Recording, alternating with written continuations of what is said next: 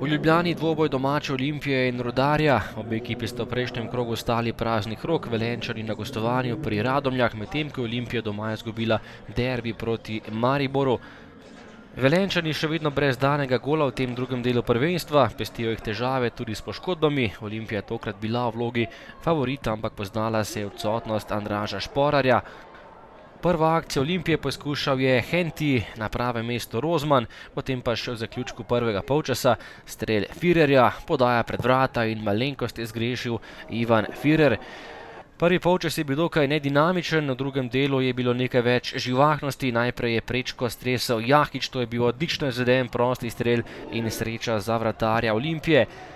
Naslednji je poskušal Henti, ki je streljal škaricami, lep poskus, ampak nekoliko premalo natančen.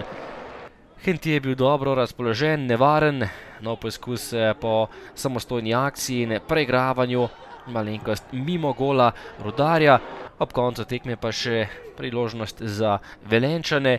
Poskušal je Firer, na pravem mestu Brljak, ki je žogo uspel izbiti. V sodniškem podaljšku pa skoraj avtogol Bolhe, rešil je vrata Rozman, ostalo je pri začetnem izidu brez golov. V Ljubljani Olimpija, Rudar na koncu 0:0.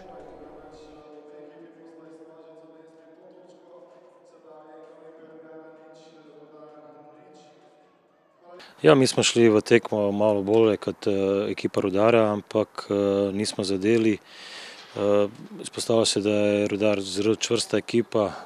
Danes ni bilo dovolj naša kvaliteta, mogli bi nekaj več, ampak se ni šlo. Ja, res je, danes nekako prišli smo vsem igrati nogomet, da bi osvojili vse točke.